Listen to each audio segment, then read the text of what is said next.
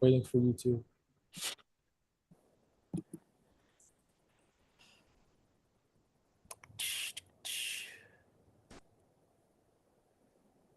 All right, it's up. YouTube is up. Where am I? I'm lost my spot. All right.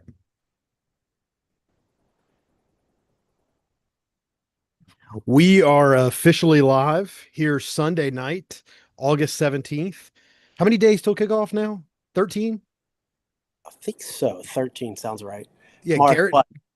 Garrett Nussmeyer days till kickoff. We have a special guest here tonight, the third man, the mysterious third man. I know our go-to listeners, shout out Reed and shout out Travis, have been wondering who our mysterious third man is. It is not Hulk Hogan from the NWO, rest in peace, but it is Mark. Mark, tell us where you're live from. Live from the podcast studios at Avant Gardner in Bushwick In Bushwick. at the Mirage. Yeah, For those of us not familiar with that place geographically, where is that? North Brooklyn, Brooklyn, Brooklyn's finest. Brooklyn, New York, North Brooklyn, Bushwick, right on the border of Queens.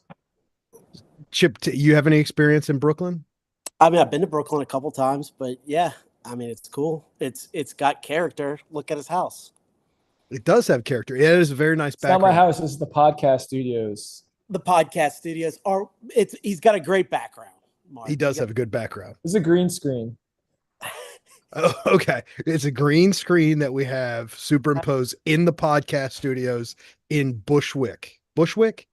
Bushwick, yeah, North Brooklyn. So I have a brother who lived in New York for 11 years. Fan of anybody who's a fan of the program knows Zombie Bob. He may or may not make an appearance sometime soon, but he lived, as he said, on Long Island for 11 years. And so I'd been there like 5 times, I think, 5 or 6 times. I traveled to New York and stayed like a week or so there. And so I always joke with Mark that I know just enough about New York to like give me some street cred. So I'll randomly throw out some Park Slope knowledge. Not like Upper East Side knowledge, because everybody knows that bullshit, but just some random New York tidbits. Chip went with me on one of those trips. I did. Yeah, Spencer Voss went with us too. Fun fact, Mark, did you know that? It was the three of us. I did not know that. I've been to the East Coast a bunch of the last like 5 years. I used to go to Pennsylvania all the time. I just haven't been lately. Philly. Yeah, Chip is a very well-traveled individual, unlike myself. Obviously, been all around the world, serving. And for those that don't know, the reason we are free today is because of people like Chip Woodworth. So, shout out. Well, I appreciate you. Anyways, Being serious. Well, we're coming to 13 days to I actually have news about LSU football that I have not told Mark yet about. Lay it on me. So, Mark, what if I told you that I applied, true story here, to be the voice of Tiger Stadium? I believe that. So, for those of y'all who don't know, Dan Bournet is no longer going to be the voice of Tiger Stadium. Chip, do we know what his health problems are? I mean, I know he had cancer last year, but I don't know. Was that confirmed, or did we just speculate? I could have sworn it was confirmed. Okay. I could be wrong. Because everything I always read is just like health related. So I didn't know if it was ever confirmed. So I thought he did. I could be wrong though. So LSU did an open search for the next PA announcer, and they allowed applicants from anybody and everybody. There was an article in the paper about this last week, the Baton Rouge Advocate. Mark, how many people do you think applied for the position? 2,000. 40. 40,000 people. No, 40. Oh, 40. Wow. Yeah, that's pretty good. You have say 1 in 40 chance. That's pretty good. Well, I missed the deadline because I did it after the paper. And then my father-in-law, who is Charles Coates, he pulled some strings for you. Well, he wants to, but I'm pretty sure like they've already decided who they're getting, and I'm just some schmuck. Yeah, it's not really Yeah, I just did it to say that for the rest of my life, I can sit here and say that I applied for the LSU PA job, which wouldn't that be the fucking best job in the world? Yeah, it'd be nerve Late wracking. nights. Yeah. It would be nerve wracking if I did. If I'm not getting it, but if somehow I got it, I would not be able to hit the button. I would be shitting my pants. Like, I would be too. First, at least for the first part, but I think you get used to it after a while.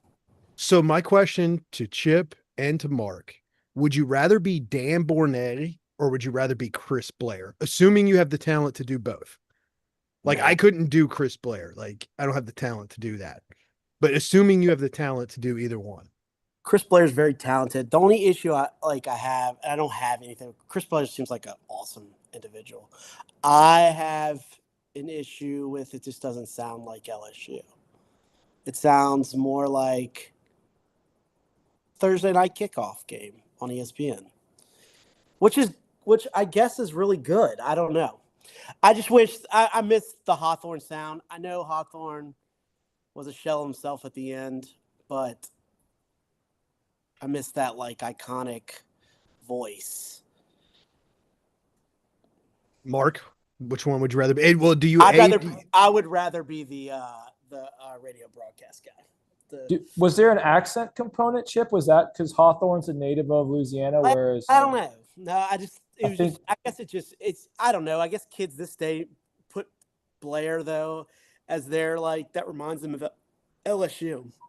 But I get what Chip's saying is that like Chris Blair's a little too robotic. It's a little too button up. He's a little too good. Yeah, he's really good. Hawthorne was a little irritated. Yes. He was crotchety. Because I just like that sound. But he had lived through the Coleman days, it's something you don't wash off. I tell you what, those later years, every time there was a pitching change in baseball, he would get livid.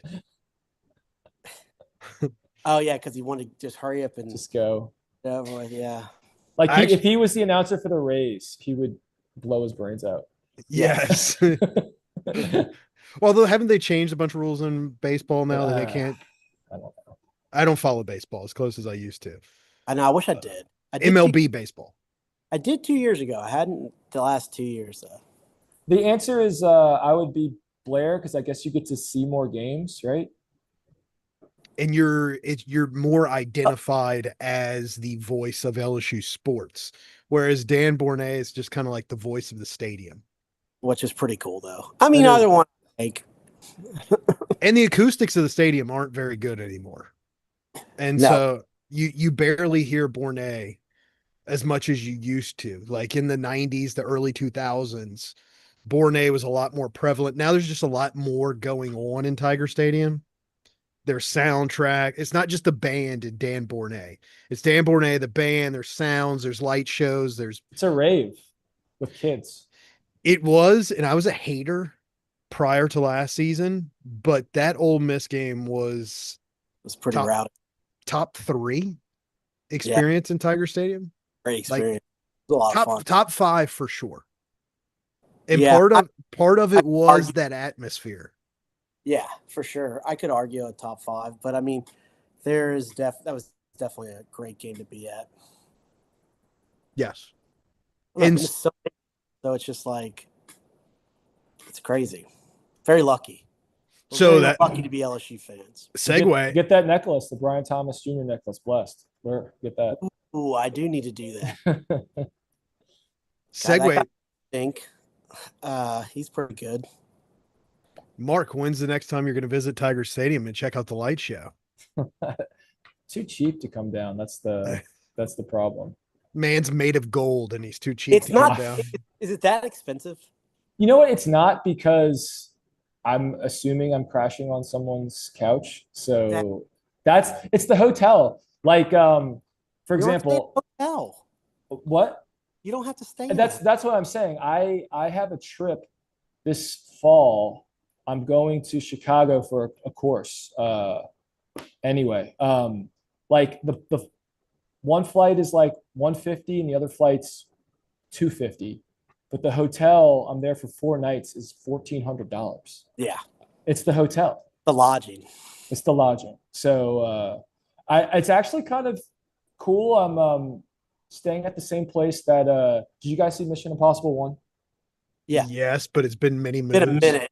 Where he Yeah. like falls I down. mean, Yeah. yeah, where he in that room with anyway, where like the sweat almost falls on the floor and then that blows up the whole mission. Those were iconic scenes. But John Voight, the Jim Phelps, he plays this Jim Phelps character, the Hey, boss. Yeah. Yeah. He in the beginning. Deliverance. Pardon me? Was he in Deliverance? Yeah, he was. Dude, Make I us don't quit. Yeah. I don't remember. But the anyway, in the beginning of that movie with Emilio Estevez and Tom Cruise are all making fun of him because they're like, "Oh, you're a big shot or whatever." They're like, "Oh, you just got back from Chicago. Where'd they have you staying at?" And he said, "The Drake." Well, that's the hotel I'm staying at when I go, but it got taken over by the Hilton, so it's probably going to suck now. But I was looking at where to stay, and I was like, well, this one was at least mentioned in Mission Impossible, and it was also in Wicker Park, if anybody saw that. Yeah, and so I was like, all right, at least this one- Also, I'm sure you're gonna go to places where what was the movie with Harrison Ford? The Fugitive in Chicago. Is that in Chicago? I have to look up places to go, but right now all I have is the hotel. On the strength of the recommendation of Mission Impossible 1 and Wicker Park. Because the alternative is the one closer to where I was doing the training at. They had it like it looks like a shitty dorm room. Like they have like the worst like generic. It has like all these posters that are just like "Go Team" and like a baseball bat on the wall. Oh yeah. And I was like, this is, and it was like $200 less. But I'm thinking the Drake, because it got sold to Hilton, won't be the same one that John Voight's character got to brag about. So Hey, maybe I'll the report Hilton's back. made it better. Doubt it. I doubt it. I doubt it. I feel like all those historic hotels though get bought out by major just companies. coasting on the name, you Yeah. know. But I don't know. I've never been to Chicago before. I might as well stay at the Drake, especially if it's like only $200 more than a shitty dorm room. So Hell yeah, Fair man. enough. That'd be fun. But we do know a guy who has a condo at the north gates of LSU's campus. So if you're interested, coming to a game, we got you for free. I thought I was staying on your couch, man. Well, I my got kids. couch, too. You can stay at Chips. Problem is, you can stay here, but I got 2 kids that go to bed at 8:30 If now. you come, we'll Airbnb it. You just gotta But no more dogs trying to bite you. I don't I'll- have dogs that try to bite you. Hey, said. But so Mark, obviously we're an LSU football podcast here. Everybody's heard me and Chip's takes kind of for last week. We're building up to our season predictions. We haven't done season predictions yet. What is I'm not going to ask you for a season prediction yet. But what is your feeling on this team so far in fall camp? I think we're going to be good, but it's hard to. I think we'll be good. I think we'll make the playoffs, and it's hard to predict anything more than that. But I don't know who else would be way better. You know, I mean, however many teams make the playoffs, 12 teams. So Would also it kind of depends on where say you make the playoffs. It also depends on where you land, because if you land in who had it easy, Penn State last year. Yeah, they're the ones that SMU. played Boise State. Yeah. Where played Boise State too. They had SMU and then Boise State. That's right. right. Gosh. And so they got a cakewalk. So Yeah. like I could see us getting that far if the playoff puzzle falls into the right place. But if you have to play Ohio State, if you have to play Clemson again, or let's say you beat Clemson, you got to play them again, or you play an SEC team that you've already beaten, you know, I don't know how far if we could advance if the road was tough. For sure. I mean, that's what anybody. You got to get lucky in those things. You know, just like the NCAA baseball tournament and the NCAA basketball tournament. You got to get lucky. You got to get lucky with placement. And times when you're playing that particular team. Do you think, Mark, this team will be able to run the football better than last year? I mean, yes, but that's a low bar. Okay. Who do you think will be the leading rusher on this team? Well, we know that no second-year sophomore running back has ever done as well as during their freshman year. So, Except can't- Leonard Fournette. Chip corrected me on that. yeah, I'm in Caden Durham for sure. Yeah. The odds-on favorite are Caden Durham. I was trying to see if you've had any breakout star in mind. They're saying Juwan Jackson, Johnson? Juwan Johnson, sorry, is getting like first team reps. Now maybe they were resting Durham, but has he passed up the other two? I doubt it. Maybe. I feel like you're in bad shape if that's the case. It's probably I could see him passing up Caleb Jackson because we all know he's obese, and that's why he couldn't run the ball last year. Do you believe that narrative is true? That was the most ridiculous.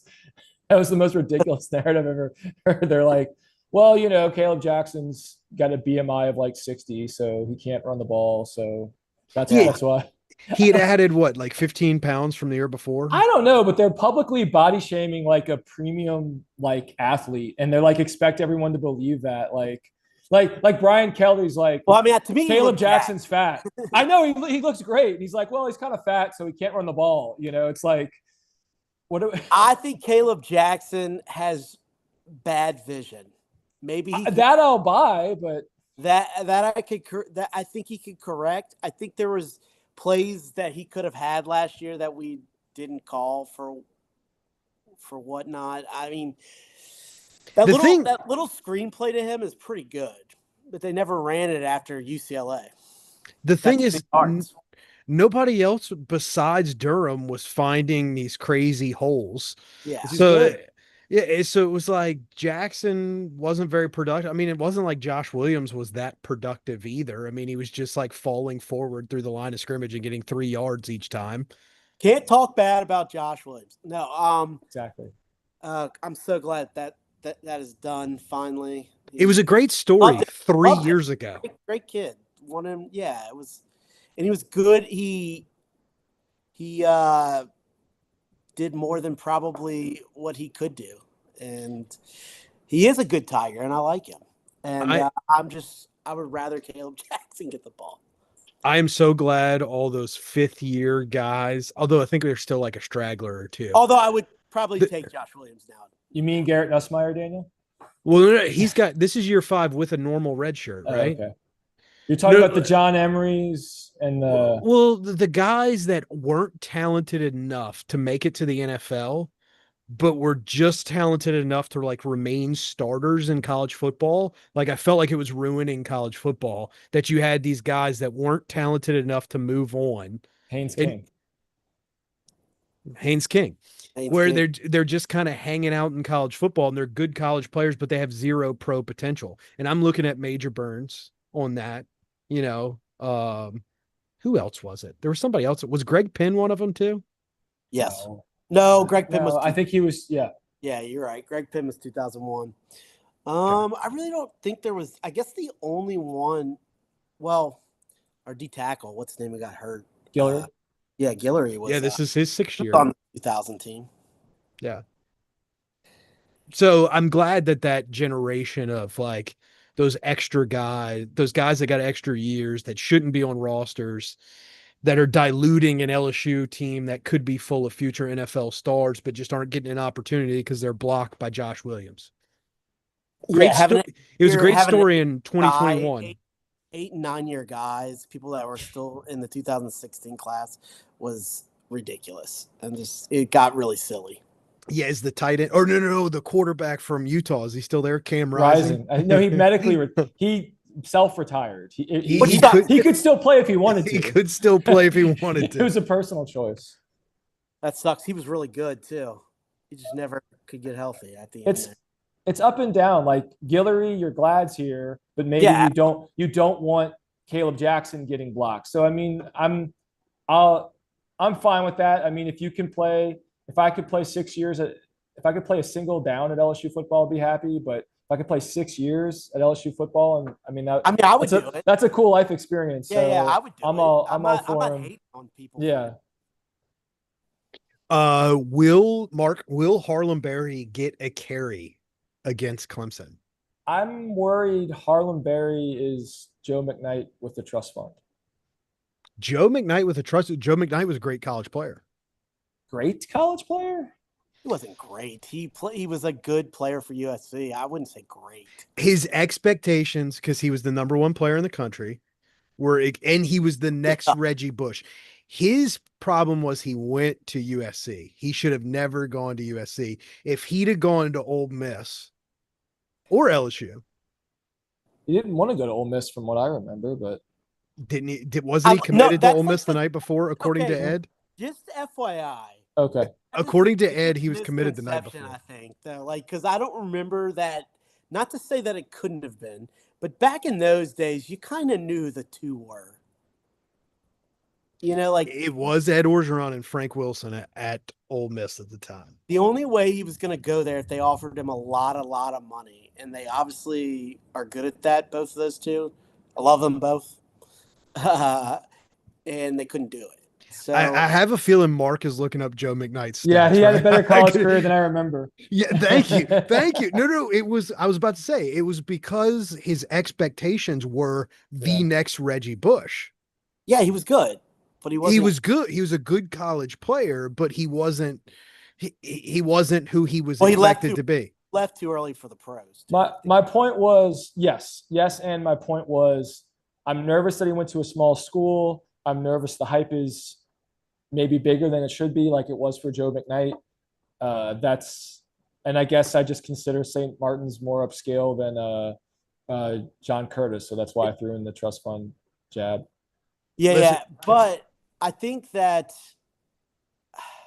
like you say, it's unfair how much we put on the. It's like it's unfair for Arch Manning, like to compare him to his uncles. It's unfair to say this running back's going to just be this 5-star because he was a 5-star. He might. I mean, dude, those things are so skewed now. Sage Ryan was a 5-star. I feel like the rankings for high school players are worse than they've ever been. Especially when Sage Ryan was coming up.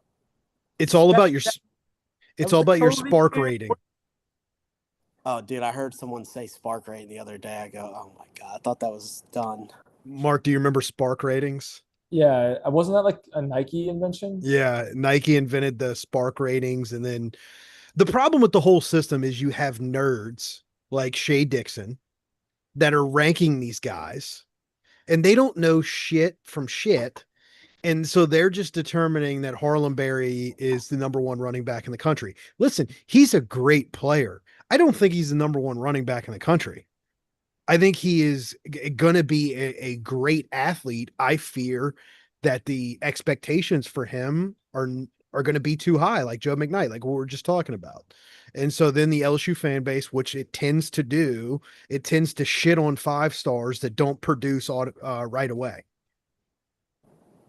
And, Matthew, I wasn't going to say it, but I was going to say, Chip, I was going to say, you know who I'm talking about. I shouldn't have said his last name.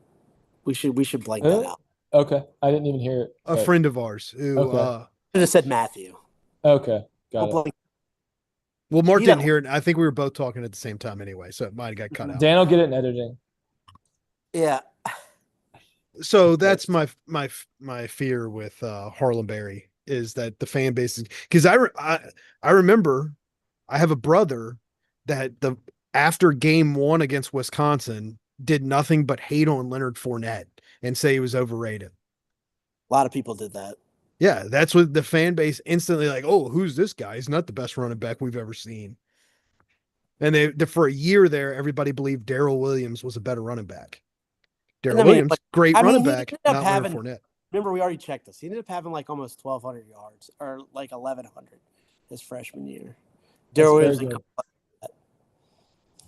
But because Darrell Williams played well against who was it week 2? McNeese, No, it was Northwestern State, because Darrell Williams looked better against Northwestern State. He was- ULM.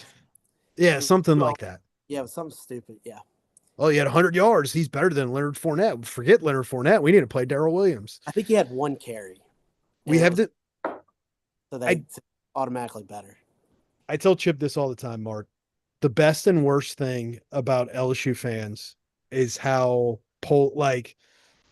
polarizing they are. They flip from one side to the other so fast and so hot and cold. And what makes Tiger Stadium great is that we're absolutely lunatics in that stadium. But on the flip side, it becomes so annoying when we eat our own. Yeah. Who's ready for Passionate the people. Dabo quotes at the end of the game in 2 weeks? Who's ready for that? Well, are you predicting that Clemson's going to win and therefore Dabo's Well, going if to he get the does, post he's games? going to say a quote. He's going to what's the blonde-haired lady? Holly Rowe may not Holly do this. Rowe. Well, no, Holly she will. Rowe- Holly Holly- Rose, the best sideline Yeah, so reporter. she's gonna ask him a question, and he's gonna be like, "Let me tell you something." He's gonna be like, I don't have a good version of his voice. He's gonna be like, I can't do his. I can't. I can't. I try to do his voice. I don't know if I have a Dabo voice yet. He's like, Yeah, I can't. I can do. Willing we were gonna win this game, and God proved it. Like he's gonna be like. Although the thing is, nobody is doubting Clemson though. Like everybody's picking Clemson. So But that's is he been gonna his whole motive. Like that's the only way he knows how to motivate is by Little- downselling Clemson, and he They doesn't. called this the miniature Death Valley. He doesn't. In my opinion, he doesn't compare Clemson to a reference standard of excellence. It's always nobody thinks we can do it. It's almost a victim mentality. Yeah. We have no 5 stars on our team. Most of you guys It's not true. They were like a top 3 recruiting class, like 2 years. Well, Like, right, Trevor but he Lawrence gets was them a to believe it. 5-star. Most of Yeah. you guys probably shouldn't be playing college football. It's Number borderline one unsafe for you to be in the quarterback. game right now. But we somehow pulled it out against LSU. Yeah. That's what he's gonna say. We have like 3 first-round D tackle. But Who is that guy in Varsity Blues? The guy that like dies, like Billy he gets Bob? tackled. Does he get? Or no? Was that a comedy? Like no. That I think that was a comedy, like not another teen movie where a kid gets tackled. Yeah. Are you talking about Blue Mountain State? I don't know. No, there was a joke in the. Yeah, they threw the football to the kid who shouldn't have been in the game, and he got tackled and like died. Like I feel like Dabo like convinces him. He's telling people, TJ Moore, like, I'm worried about your health if you catch this ball. We're the worst team that's ever been. I don't know. It's the weirdest thing ever. It's just underdog. That's how he No one wants motivates. to come to Clemson. Yeah, None of these guys. Nobody wanted any of these guys. nobody wanted Trevor Lawrence. What are you Okay, talking- He was the #1 player in the country, wasn't he? we had to get him from his group of hippies that were living on an ashram somewhere in north of Atlanta and teach him how to throw a football. Yeah, it's just ridiculous. That could explain why they haven't been as good since 2018 because his message was always little old Clemson. Right. Once they won the second one where they blew out Alabama, nobody thought of them as that anymore. That's my point. Yeah. Yeah. So I don't see how you could So call nobody's them- doubting him. So what would his post-game speech be? God came through for us today in the something like some pastor thing, which listen, by all accounts, not Hugh Freeze, excuse me. He is the opposite of him. Like by all accounts, Dabo is a really good human being. Although I think it's a little self-loathing, the Dabo cam. I think it's a little weird. Dabo Cam, what's that? It's like they like follow, he runs out of the tunnel by himself. Oh, Down the little thing by himself, and they have a camera and he's like sprinting. It's what, is it narcissistic or self-loathing? both. I mean, well, I guess it cannot be both. I guess narcissistic then. Yeah. Well, isn't it weird that every It's like, hey, we've been taught this is this massive team sport, and everybody runs out with their team, sits in front of their team, and here's Dabo running down the little hill thing by himself, and Isn't- then like the fans just scream and yell and like, yay! Isn't it weird that college football is the only level of football where the head coach runs out in front of the team? He's a leader of men. But it doesn't happen in high school. It doesn't happen in the NFL. It is unique to college football. Yeah, It's something I've always thought was Oh, weird. I never thought that through. I think it's cool though. I like it. I think it's cool. Yeah. I like it. I like it. I don't know. It is the only. Yeah, high school doesn't doesn't do that. I guess it's just the kind of the dynamics of college football where for years it was more about the coach than the players that weren't getting paid, that the coaches were maybe the center of Not the at Clemson. It's attraction. still it's all about Dabo. But I always thought that when shout out Coach O's wife because she kept, or previous wife, because she was the one that kept the program together. Once we lost Kelly Orgeron, then the program fell apart. But I always thought it was weird that she was there during the alma mater at the end of every game. That's a troll. Yeah, she was. That was a good troll though, because it was true, because she did hold the program together. Nah. Anyways. I mean, it's a fact. He was a different coach after right, because he was focused on nightlife, etc., versus the team, and he's a happily married man, and his new wife is outstanding from sources that I have that are very close to presently. Coach. Yeah, they live in Miami. Well, he's probably a great coach again. He lives the dream because, well, now that he lost that Supreme Court, the Louisiana Supreme Court case, that he had to pay the ex-wife half of his buyout. So he lost. Yeah, so he lost. He lost $8 million or whatever it was. Dang. I bet there's some. I thought she was at fault in that one, or I guess not. I heard that too. I don't think anybody really knows. Okay, nobody knows. All right. Not to spread false information. Right. I got Disclaimer, I don't think there's anything official either way. Got you. Yeah. But he's a happily married man now and living in Miami, and his 3 sons all coach at different schools, and he just travels week to week and goes to practices for Tulane, Miami. One was at Baylor, but I think they're both at Miami now. Okay.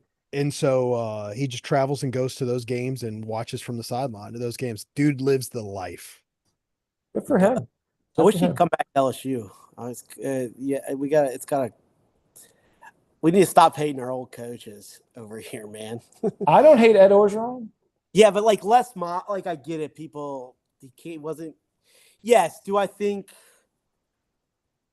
Well, he's suing LSU, I think, Les Miles. I believe so. No? That is true. But he's suing them because they took away his wins. The investigation that LSU hired a law firm to cover its own ass found the previous head coach responsible for all the misdeeds that went on, even with the new head coach, which was Ed Orgeron. So yeah. I think what I'm saying is I think he has a valid reason. Like nobody pays a law firm to conduct a search to basically make themselves look guilty. They always go back on the previous administration. Right.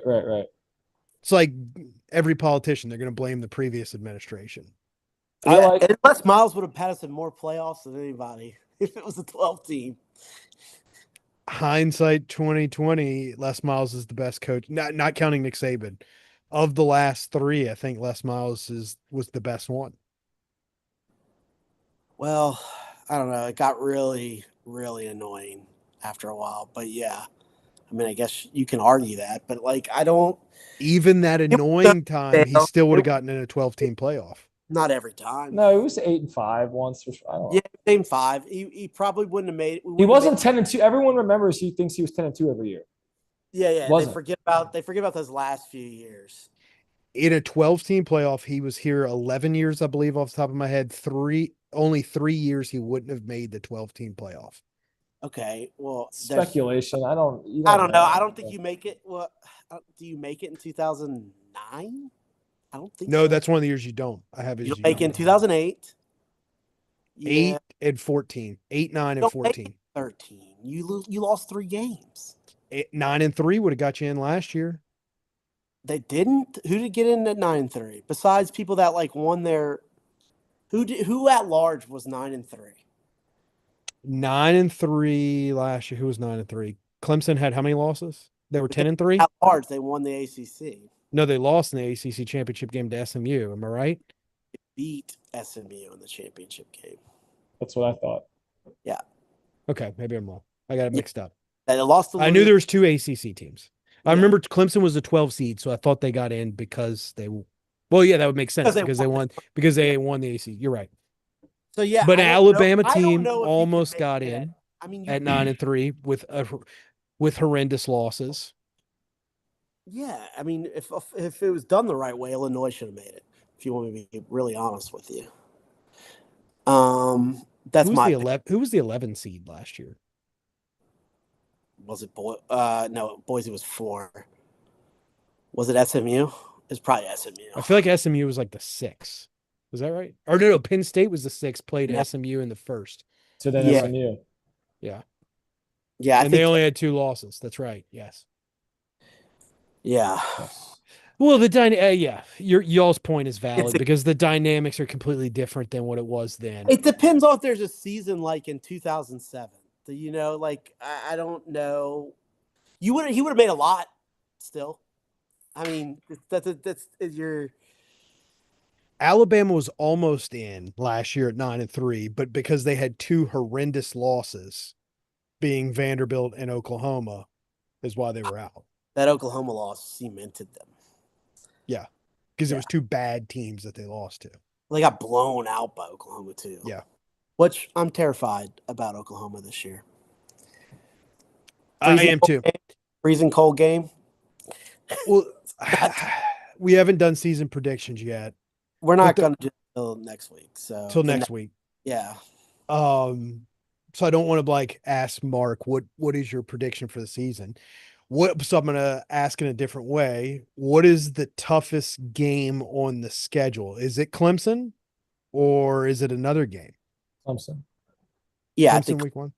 I think Clemson. I think that's going to be such a hard game to win. Haven't made my prediction yet. I haven't come to. It's just when we haven't won an opener, and I know you can't compare every year is different, right? Like it's like comparing national champions. What national champions better? I mean, but you haven't won one. Eventually, remember I used to say Mississippi State. I think we had 19 game win streak against Mississippi State, and every time camp every year be like, this is the year they're gonna beat us. I would always say law of averages. We're eventually going to lose one of these, and that was during the Mullen phase. So Mullen was building something, one, right? That's what I think. That's what everyone thinks. You know, and I'm glad Dabo didn't take the road because he usually does this. That I don't know if we want to play him. You know. Remember last year when Southern Cal came out that last year, like at the beginning of summer, they're like, we heard they don't want to play us. I'm like, oh God, this is a kiss of death. Well, that's my problem is we talk too much shit going into each one of these games and we get our ass kicked. And I don't think what Cal said at the what was it, the Key Club? I forget what Rotary? The Rotary Club. What did he say? He called it Death Valley Junior. Oh, yeah. I mean, it's technically bulletin board material, but it's unnecessary when you've lost. As the head coach, you've lost 3 in a row. We've lost 5 in a row. You just don't need to go there. Well, if you're going to go there, that's the place to go to it at. I mean, it's a little bit. It was overdone. But everybody knows it's Death Valley Junior. Nobody really game. Well, nobody really compares the 2 stadiums. Right. I've never heard anybody legitimately say Clemson's Death Valley is tougher than LSU's Death Valley. Right. They just happen to have the same name. That's it. They both have the tiger rag. Yeah. When you bring it up in the same context, it validates them almost. Yes. And it is a tough place to play. And it's gonna be a tough place to shit. Georgia, they've got Howard's Rock. Yeah, dude, that's a tough place to play. Did you know? Well, everybody probably knows this, that their locker room is on the other side of the stadium, so they drive buses around to get to Howard's Rock. Yeah, I know. I watched him run out before. Somebody messed that up logistically. When they redo the stadium, they got to rip that out, and so they don't have to ride buses and sit in traffic. Can you imagine how much of a pain in the ass it is? The Dabo is the first off the bus, huh? He is the first off the bus, and he's the first one down the hill. That just doesn't. What does it say on Howard's Rock? It says something like, don't touch the damn rock unless you're ready to play or something like that. There's a quote from whoever Howard is. Can't stop the rock. No. It's like something like, don't touch the damn rock. It sucks because I hate Clemson, and it's going to be such a hard game. I think you definitely could beat them, of course. I mean, crazier things have happened. I'll go back and forth. They're a legitimate top 5 team. Yes. So Notre Dame lost to Northern Illinois last year. Well, it's week 1. You never know what's going to happen, but both teams have experienced quarterbacks. So I don't think either quarterback is just going to completely fall apart. Hey, I do worry about Nuss being under pressure, but yeah, for sure. I mean, I don't know what to think of the line. You know, I hear one week they're improving, then the next week, Baton Rouge Media, they always like to keep you on your toes, you know. One week they're improving so much. They were killed. The D line was amazing. I do think there has not been a lot of talk about the 2 tackles. Yeah, I feel like and there hasn't been a lot of overly positive stuff about the defensive ends. All the trouble you hear about with our offensive line has been related to damage done by Bernard Gooden. So that's Daniel being a little sunshine pumper there. I've heard the DNs look really good. I've heard that from a few different people. But we're not rotating tackles.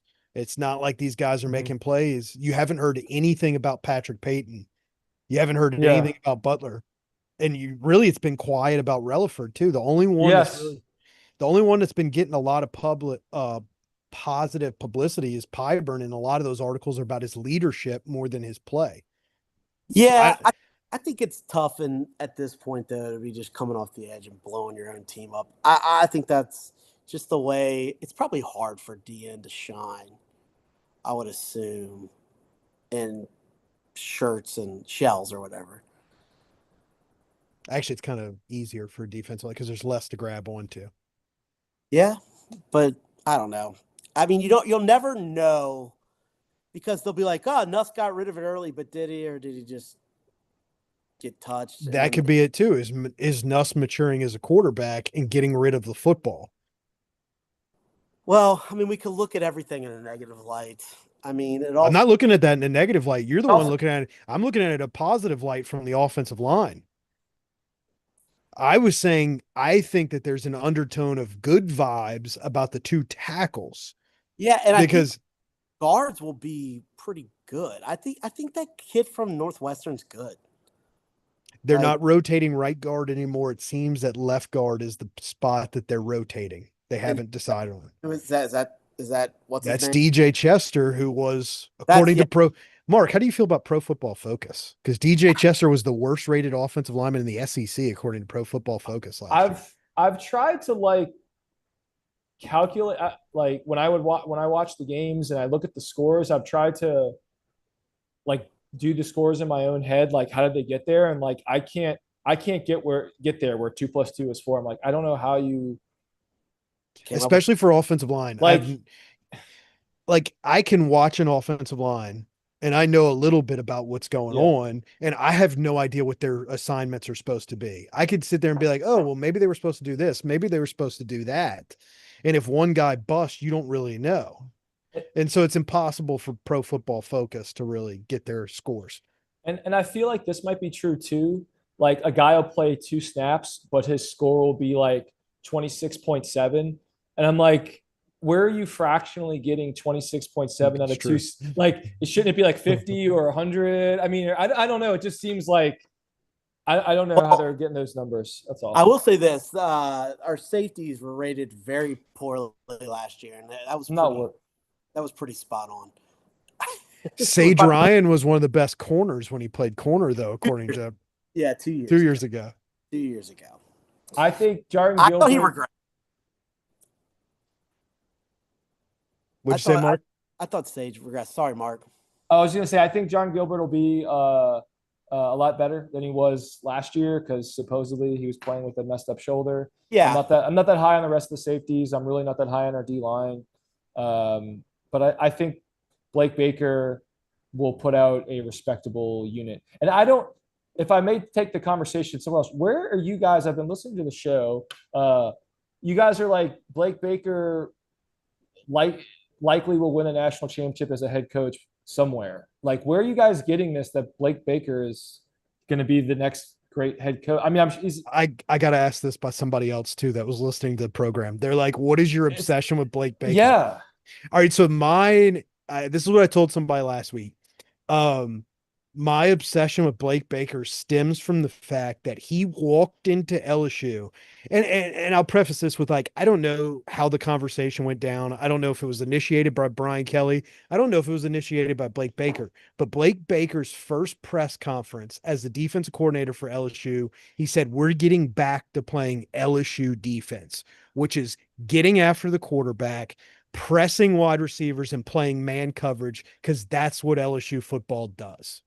And so to me, that got me like, this is my fucking guy. And like, there were times last year where he did some stupid shit. Like Daniel, the former offensive line coach, would make fun of some of the stuff that he did, like stacking all the guys in one line. But like, he was trying to create that mentality back last year of like, we're going to get off the bus. We're going to blitz you. We're going to press receivers. We're going to play man. And that's LSU football to me. So that's what I love about him is he's making an effort to bring back LSU football. Maybe that's what he was referring to in his press conference when they asked him what were some of the things that you were doing outside of your comfort zone, and he's like, "Oh, I don't want to talk about that." Maybe it was he got a little too extreme with it. Yeah, where he stacked all 11 players in a row behind the center and 3 times. Well, he did it one game and it worked against Arkansas. And then the next game, who did we play? Was it A&M the next game or? Yeah, he did it against A&M once. I think he did it to Arkansas twice. It worked once, didn't work once. Whoever it was week 2, like was ready for it and was like, yeah, do this dumb shit and we'll. Yeah. I just was surprised how prophetic y'all were about Blake Baker's future success. Oh, I think Blake Baker will be a head coach. I don't know if he'll be a head coach at LSU, but I think he'll be a head coach. You didn't say LSU. You said Blake Baker will win the national championship, basically, as a head coach. I do think college football is trending towards like younger coaches being more successful. And that's part of the elephant in the room for me. I'm very high on the roster. Happened for a while, though. I mean, Urban Meyer was a young coach. Right. Tom Herman. Yeah. And especially now with NIL and the transfer portal, you have to be relatable. Lincoln Riley. Yeah. The elephant in the room for me is Brian Kelly's not relatable, and that's my disconnect with the program and where I don't know where my prediction is for the season because I believe in the roster. I believe in the players. I don't believe in the head coach. Wow. That's damning. Yeah. Because, when was the last time a head coach won his first national championship? It's in his 60s. It's only happened one time. And I think today's college football is trending younger. And this guy made the playoffs last year. I'm not he's not Brian Kelly, but I like the effect that the Arizona State, what's his name? Dillingham? The Arizona Kenny Dillingham, yeah. That's the kind of effect you see some of these young coaches having on programs where they can relate to these players at a basketball level. Will Wade, they're honest with these players that like, hey, come here for 1 year. That's all we're asking out of you. I think it's a little bit more of a realistic approach. With that said, I was the biggest Brian Kelly guy at the time. The game has changed so much in the last 4 years, though. It was impossible to predict the changes in college football. Yeah, fair. Valid. Sorry, I threw that out there about Brian Kelly. 4 years ago, I told you no doubt Brian Kelly won Cincinnati here. I would have said multiple. Yeah. Because like the LSU football program was in such disarray and what we needed was organization. And he is Mr. Organization. The problem is the NCAA basically is so disorganized and dysfunctional now that it negates the positives that Brian Kelly brought. Yeah, it really does hurt a guy like a Brian Kelly or Nick Saban or Nick Saban's a different breed. He could do everything. He could relate to those guys. He could be a dick. He's one of the few coaches that can do everything. You want respect. Respect the stick. It's a Nick Saban quote. Yeah. Did you know that, Chip? Oh, yeah. Oh yeah, I mean, I'm over. I'm over anti. Thank I'm you, an Herman anti- Johnson. Yeah, Herman Johnson's what he said. That's where I ripped it from, right? It was on his like Facebook profile, Herman Johnson. Yeah, well, Max used to give us quotes. Pretty sure it was on Herman Johnson's Facebook. I remember asking Max Holmes about that too, and Max Yeah, Holmes, he gave crazy shit. He told me some nut stuff. yeah, and The- Max only interacted with Saban during the bowl practices for the Capital One Bowl, but he still had some great stories. I remember there was a girl from the refuge that was like this and really nice girl, and she was like, I remember she was like the water chick, right? And she'd go give him water, and she gave somebody water. It was a 014. Dude, he just supposedly just MF'd her, get the like just this little freshman girl. My sister worked for the LSU athletic department at that time. And that's when they didn't have a football building. So Saban's office was in the building in the Tiger Stadium parking lot. And Yeah. so she worked for volleyball and gymnastics, I think. But every now and then she'd like have to go here, get Coach Saban to sign this. And Oh, she walked into his office one time and he goes, "Who the fuck are you and what the fuck do you want?" Like, here's some just like 18-year-old intern working there, and that's literally word for word what he said. I kind of respect it. I mean, he treats everybody the same. That's true. That what we want.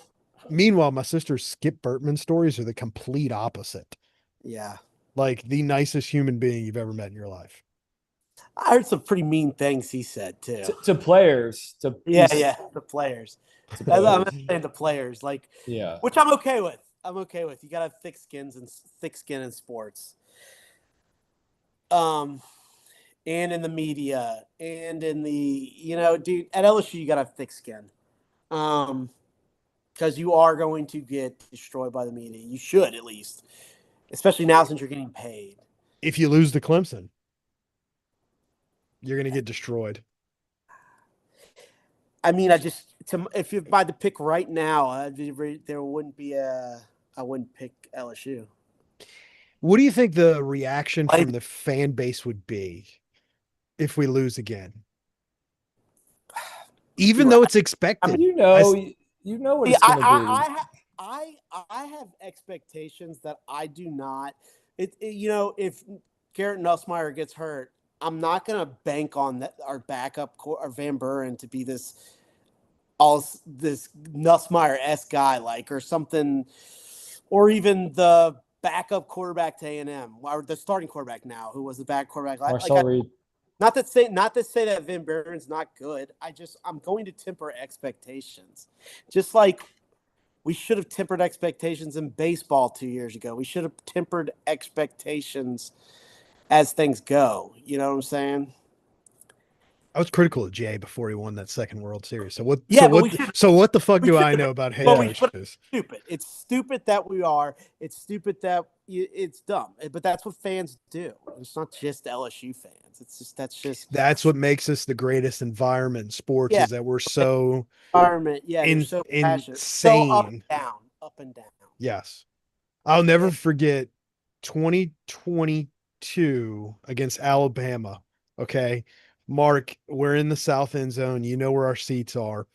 We're in it's not the new upper deck in the south end zone, what I call the old south upper.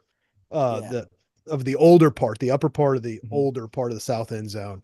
Yes. And Eli Ricks returns to Tiger Stadium. Oh God. And Chip is just giving Eli Ricks the business the entire time he's on the field. Some woman 3 rows in front of him turns around. He's like, and she goes, "He can't hear you." And everybody's like, "Fuck him." Yeah. Let him Good.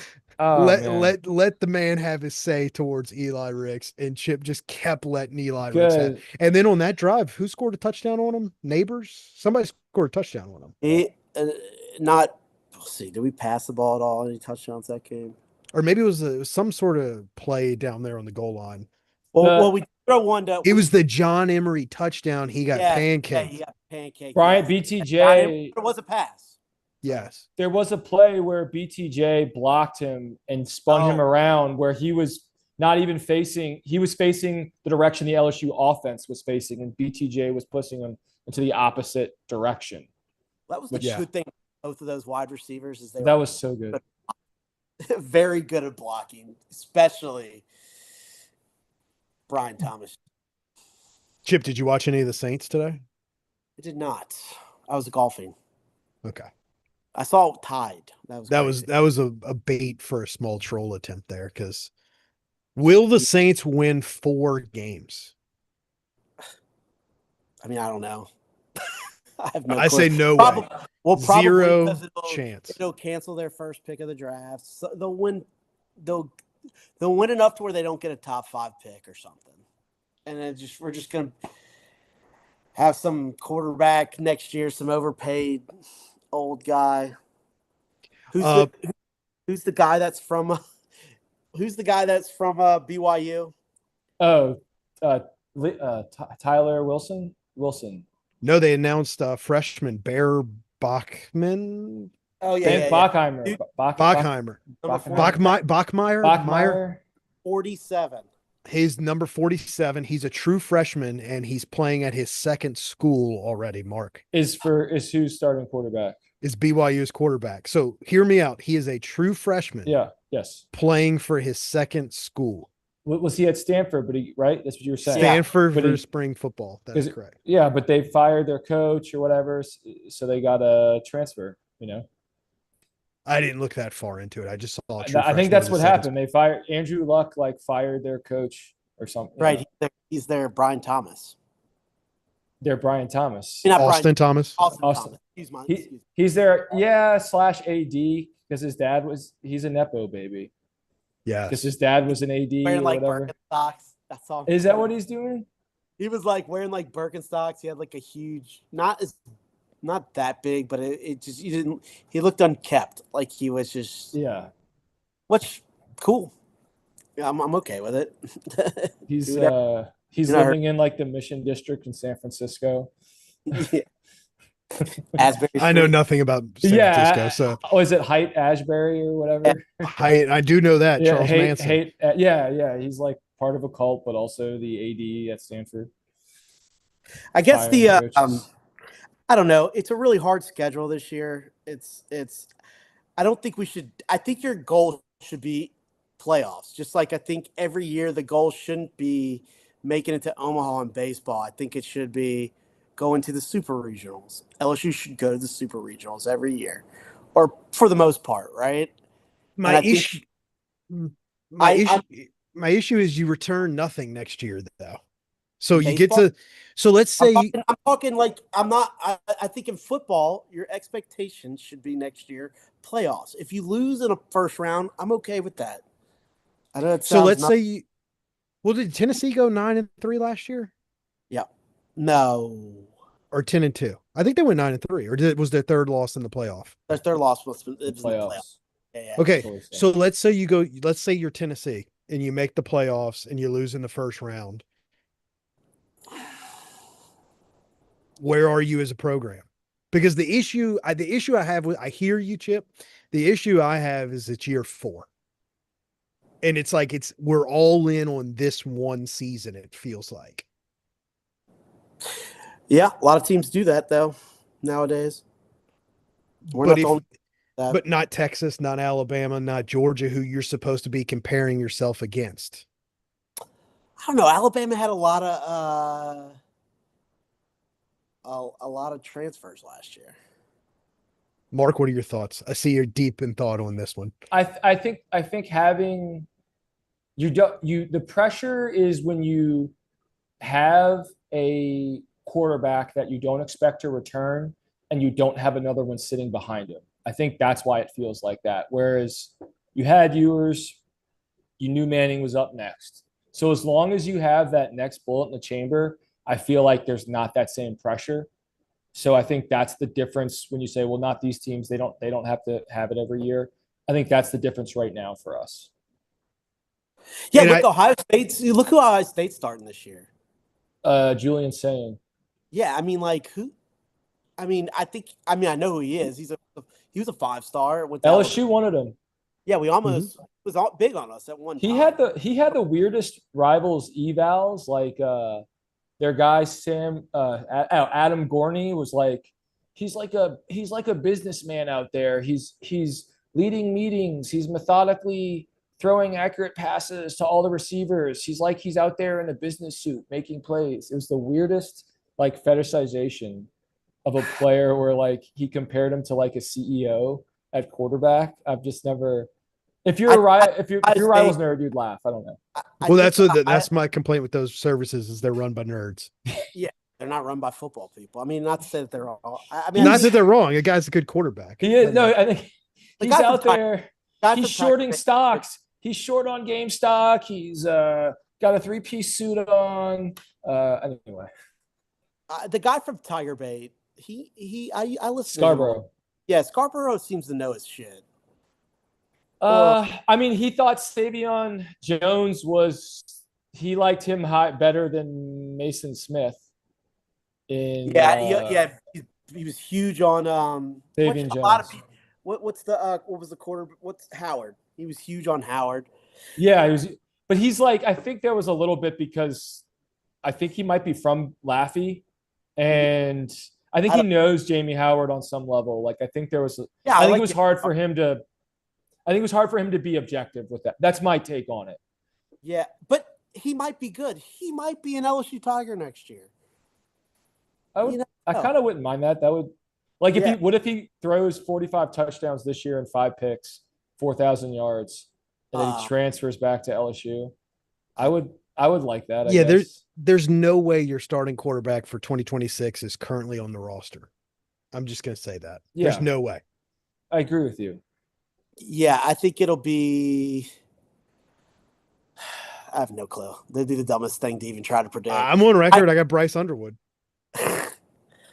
The crazier, if we're going crazy things, I would say that would be crazier. But I do think the likelier chance that Howard will be the quarterback next year. I do like that. That would be so poetic. I would like that.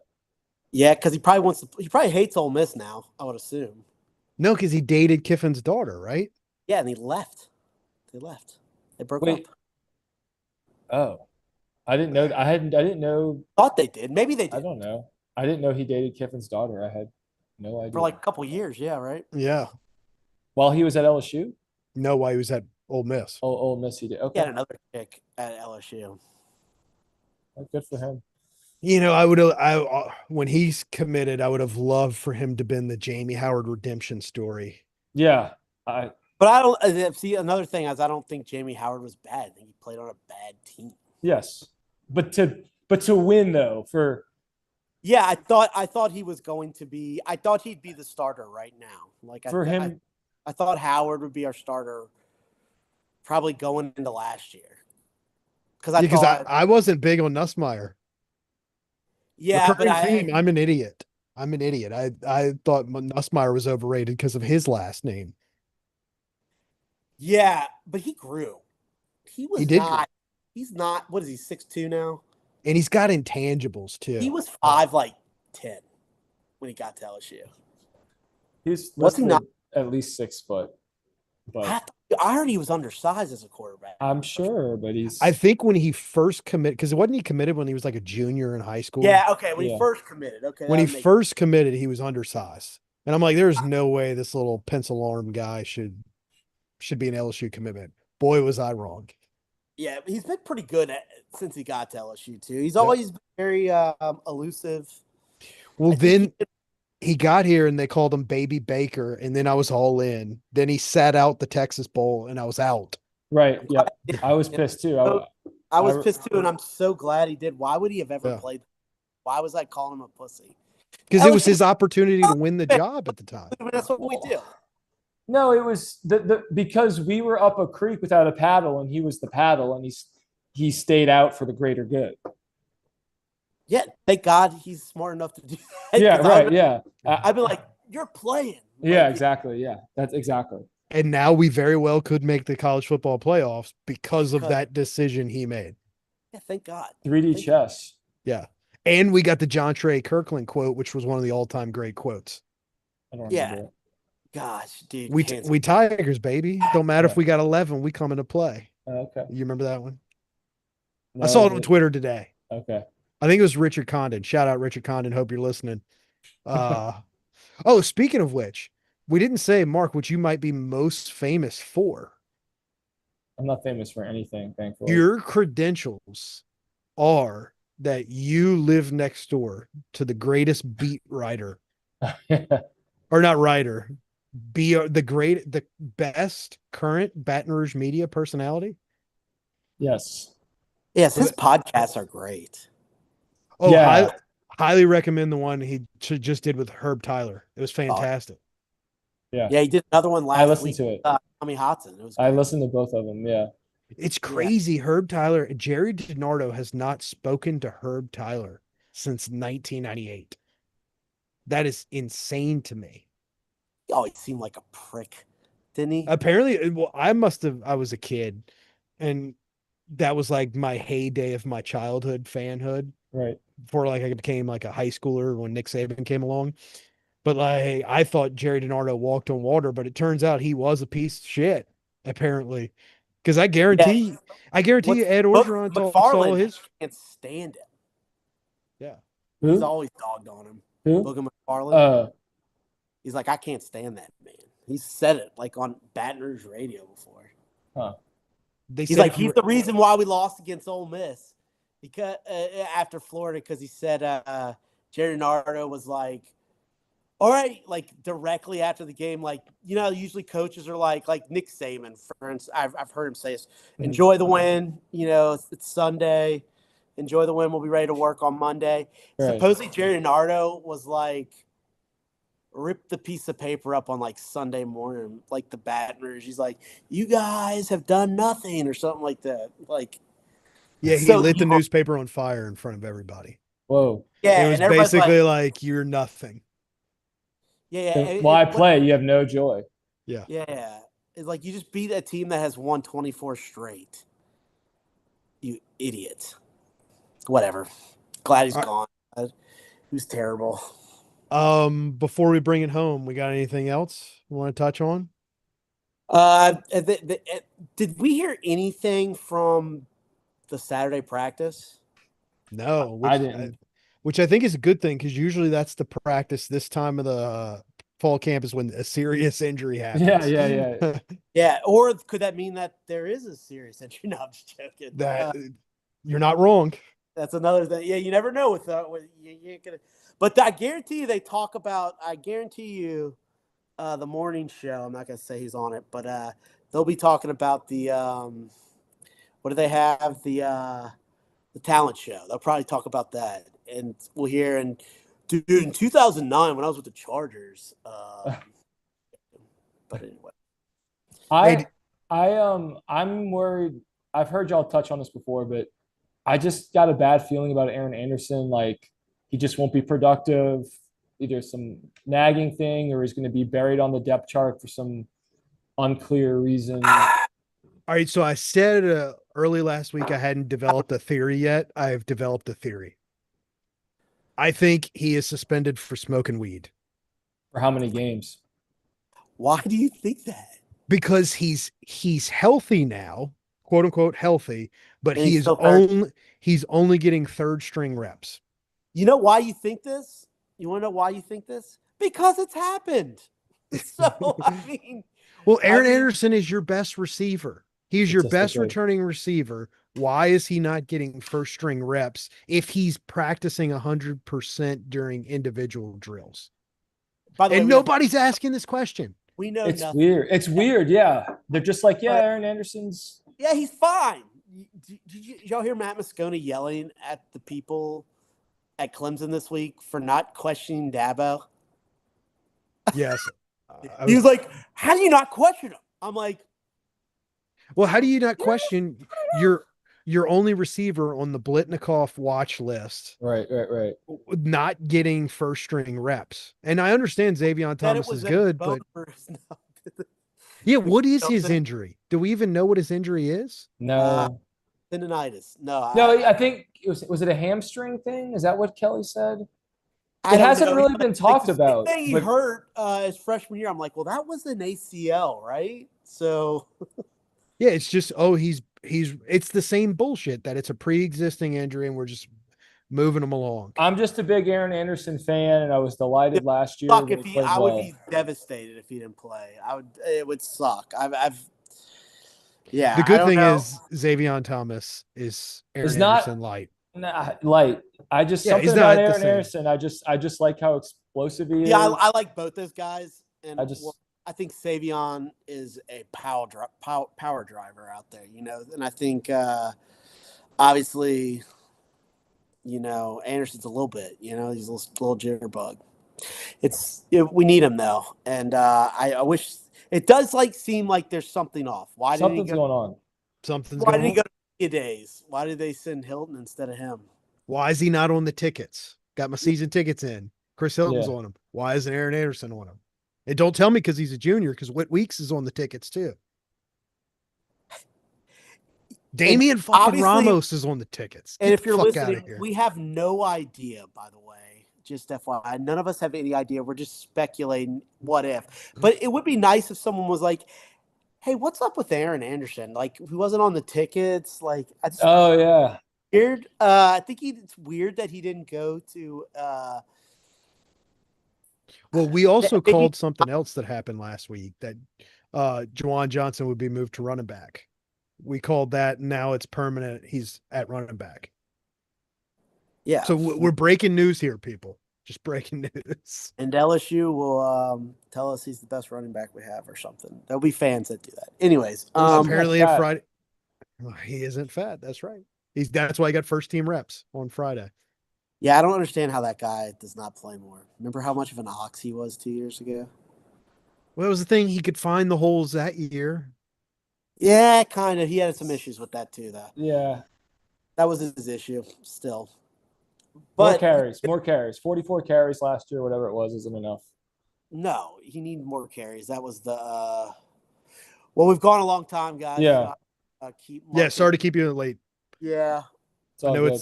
it's late on the East Coast there. Totally. In Park Slope. No, what did we say? Brunswick? What did you? Oh, the Avant Gardner Mirage podcast studio in Bushwick. Sorry. Bushwick. Sorry, Bushwick. Love So, that.